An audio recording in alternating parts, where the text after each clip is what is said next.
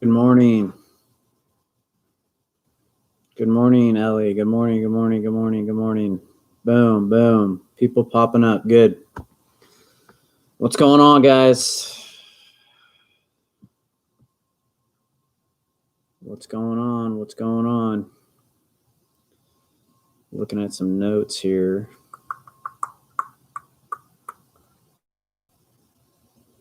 Okay.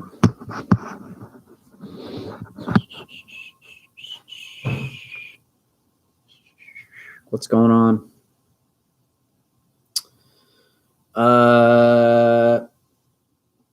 Well, my Thanksgiving was good. Pretty good. You know, family, man.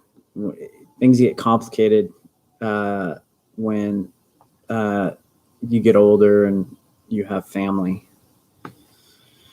So that's all I'm gonna say about that. There's a little bump in the road here and there with the fam, with the fam damly.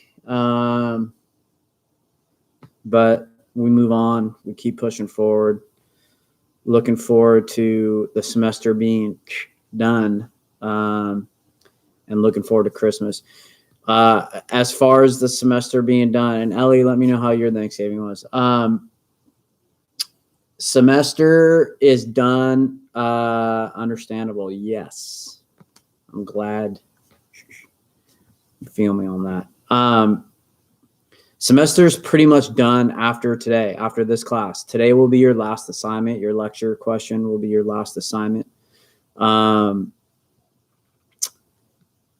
Wednesday, I'll be available, and obviously I'll be available up until Wednesday, but I use that to wrap up kind of logistical stuff. There's been a handful of glitches with Canvas that I have to go back and kind of do some things. Not too many in your class, but in my other two classes, I've got some stuff that needs to kind of be rectified. And Wednesday, I'll be doing that. Your grades, for the most part, are all done. They're all caught up and completed, with the exception for today. What you're looking at as far as grade, for the most part, is real time. If you've got 90%, you got an A. You got 83.5%, you got a B. There's no A pluses and B minuses and minuses and pluses. That Hancock doesn't do that. So if you're in the 80%, you're a B, 70% C, so on and so forth. If you have any questions or concerns or whatever, feel free to email me. I'll get back to you by Wednesday. We'll just kind of take it case by case. But for the most part, this class, I was looking at it this morning, it's pretty wrapped up. So we're going to talk about cancer a little bit today. You'll have your assignment, and then for the most part, we're pretty much done. I'll have grades submitted. I'll have grades submitted by probably by the end of the day. Well, I'll get them submitted at some point this week. However, the grade book will be closed Wednesday at the end of the class. So like I said, if you do have any issues, feel free to email me. But keep in mind, we're not going back and doing old assignments. I mean, don't even bring that up. If you want to make out, oh, I didn't turn in on September, we're moving on, dude. We are moving on. Ellie hung out with her parents and her little brother. Standard Thanksgiving. So anyways, that's it, really. I mean, this is our last class, done deal. Hopefully you guys are staying on top of your work. Hopefully you wrap up the semester strong, and just anticipate more in the spring. Everything I'm hearing is we'll be remote again. And once they've made that decision, they're not going to rescind on it, just simply because they don't want to cause any disruption for the next semester. So unfortunately, yeah, we're going to be doing more of this. But you know, if when we do go back, if any of you see me walking around campus, we're back on campus. Don't be afraid to say hi. Just tell me I was in one of your Corona classes.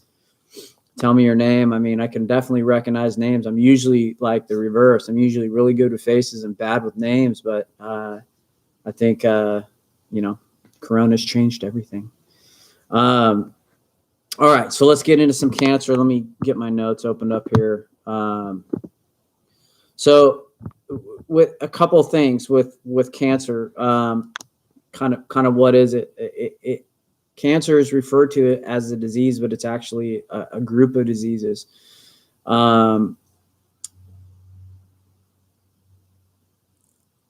Ultimately, what we're looking at is a mutation, right? A mutation that takes place at the genetic level, DNA, and what it does is it actually changes the cellular structure, right? So what we need to know is we need to remember back to like our 7th grade science class, 8th grade science class, when we learned that a cell's size, shape, color, all of it refer to or comment on its function. And when we talk about function, one of the things that makes cells functional is cohesion. In other words, all cells have a programmed life, programmed death, and all of them kind of work together, or at least around each other for the various functions and various systems in the body. It's important to know that cancer growth, there's a loss of that cohesion. In other words, very characteristic of cancer is a non-programmed death. In other words, when we see cancer metastasize or get bigger and spread, like a tumor metastasizes, it gets bigger and spreads, that is its inability to die, right? And ultimately what happens is they grow and spread, and they begin to impede upon the other normal functioning cells of the body, right? So the bottom line is there's a mutation, and that mutation basically causes us to lose, or our body to lose, control of those cells, right? How are cancers alike? Well, they're alike in the sense that they lose their cohesion. They're alike in the sense that we lose functionality. They're alike in the sense that they will keep on growing and making new cancer cells and crowd out the normal cells and disrupt normal cellular function. But that's about its limitation. In other words, there's more differences in cancers than there are similarities. Some grow fast, some grow slow. Some respond to treatment very well, others don't. Some cancers are very beatable, even at late stages. Other cancers are not. I mean, there's some cancers that are pretty much a death sentence. Pancreatic cancer, I mean, done deal. The death rate with that is extremely high. Colon cancer, breast cancer, much more survivable. Skin cancer, much more survivable. Some respond well to surgery, chemo, radiation, immunotherapy, hormone therapy, various treatments. But that kind of depends upon where we're at in the stage of cancer. And where we're at in the stage of cancer is often related to tumor growth. Not all the time, but it's often related to tumor growth. In other words, most cancers will produce tumors, but not all. Like leukemia doesn't produce a tumor. Leukemia is a cancer of the blood. But this lump or tumor can be cancerous, but it's not always cancerous. In other words, if you have a tumor or a lump, let's say in your breast, or let's say on a thyroid, or somewhere in your lymphatic system, if you have a growth that's not cancerous, let's say it is a tumor, but it's not cancerous, that tumor is what we call benign. right? If it is cancerous, then that is referred to as malignant. Okay, so benign tumor, just a growth, although abnormal. Cancer, tumor, malignant, right? But again, not all cancers have tumors. Leukemia, cancer of the blood, no tumor. Okay. What causes cancer? Hard to say. We have to go back to our nature versus nurture discussion at the beginning of the semester. Unfortunately, there are some of you that will you're prime for getting cancer later in life. So there are genetic factors. There are also environmental factors, sun exposure, chemical exposure, diet, habits, environmental factors. All of these play a role in cancer, and some of us are good at getting rid of those types of. I mean, don't get me wrong. And I say this cautiously, all of us have cancer, right?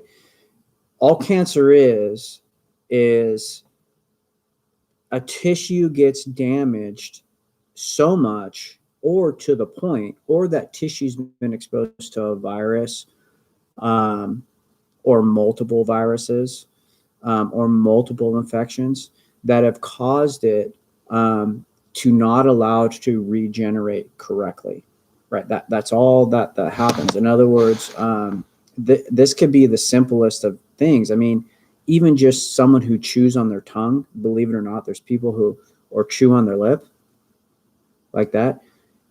You have a higher rate for cancer if you're doing that because you're constantly breaking down the tissue. And there's only so many times that tissue is going to be able to regenerate correctly. And even with that said, the more that you trigger that regeneration, the higher chances you have of that regeneration taking place and there being a mutation, right? Does that make sense? So behavior can cause cancer. Repeated behavior can cause cancer. So what do I mean by that? Chronic drinking, chronic smoking, liver cancer will result in chronic alcohol use. I mean, not only that, alcohol correlates to all cancers, simply because it's an immunosuppressant, right? It suppresses the immune system.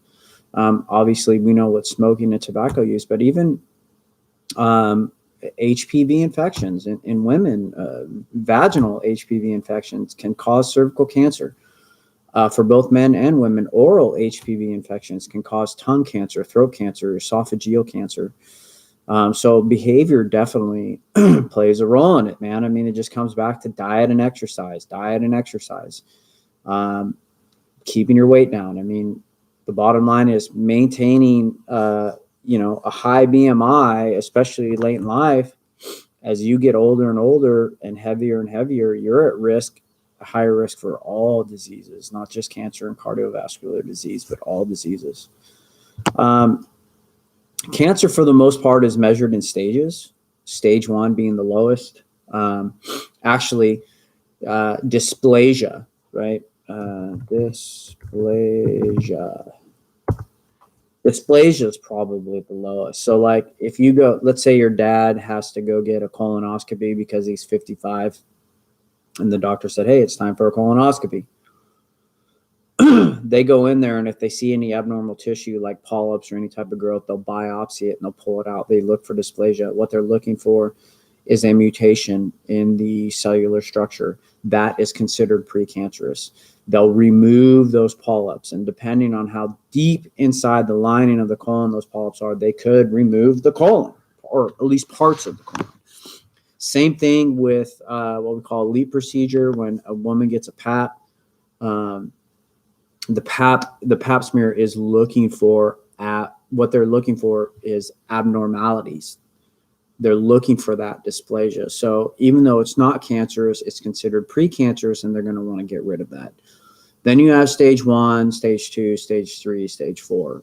And that just kind of depends on the cancer, how prolonged it is, and how much it has metastasized. In other words, how much it has grown and spread, right? So for each type of cancer, tests can be done to figure out what stage the cancer is in.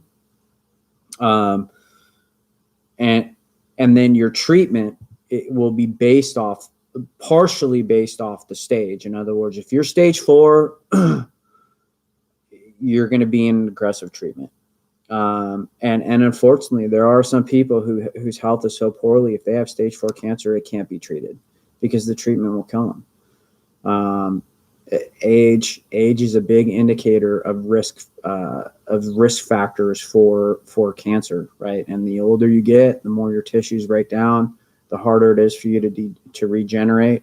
There are some 80, 90-year-old people that if they had stage 4 cancer, they're just going to ride it out. They can't survive chemotherapy, right? So how is it treated? Based on what stage you're in, based on other factors, how old you are, your overall health, weight, blood pressure, cardiovascular disease, diabetes, if these things are present, all of these play a role. But treatment is not limited to just one thing. I mean, we have surgery where tissue's actually being removed. We have immunotherapy. We have hormone therapy, chemotherapy, radiation, so on and so forth. There are tons of ways in which cancer can be treated. Many times drugs are used to kill cancer cells or even slow their growth. Some of these drugs are IV. Some of these are even vitamins. There are multiple studies of vitamin C injections directly into a tumor and either stopping or shrinking tumor growth, right? Each drug works differently. Each drug have their own side effects and so on and so forth. But for the most part, they're kind of broken down into chemotherapy, targeted therapy. In other words, there are drugs out there that target certain characteristics of, let's say, liver cancer or lung cancer or so on and so forth. You have your immunotherapy, and then you have your hormone therapy, right? So, and again, we also have radiation and surgery. What's the best treatment for you? That will be dependent upon your doctor. But I do know this, and this is why I've told you guys to get screened for STDs, because with all cancers, the sooner you know, the better. I mean, that's just the bottom line. The sooner you know, the better. Many cancers are beatable by just finding out early. In other words, stage 1 breast cancer is very, very beatable compared to stage 4 breast cancer.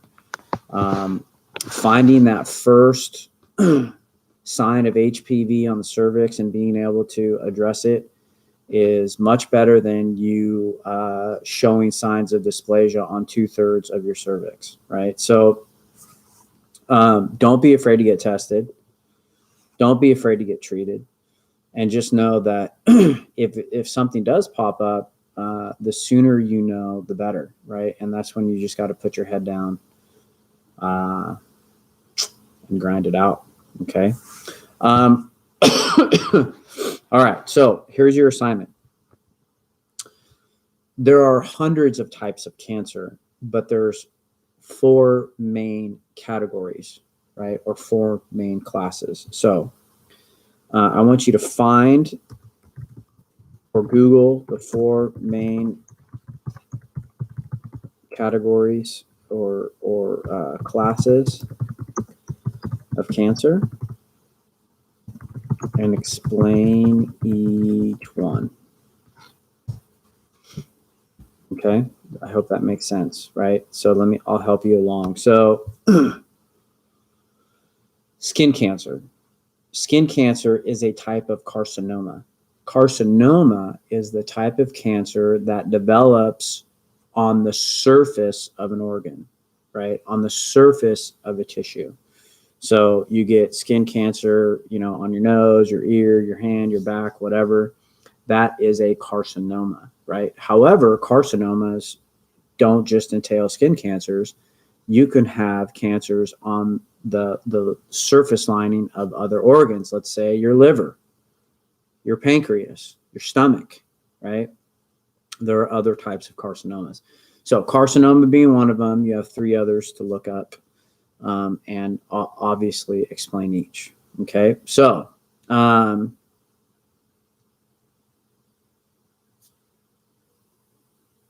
done. You have one more assignment, probably take you about 20, 30 minutes. No assignment Wednesday. If we have any issues or anything, shoot me an email. I'll get back to you over the next couple of days. I'll definitely get back to you before I submit grades. But pretty much what you're looking at right now is what it's going to be for the most part. Anyways, we're at the end here. I hope it was at least decent. I know it wasn't great. It'd be nice to see your faces at some point. Reach out if you see me, holler at me, let me know you're a Corona kid, and yeah, Merry Christmas, Happy New Year, Happy Hanukkah. See ya.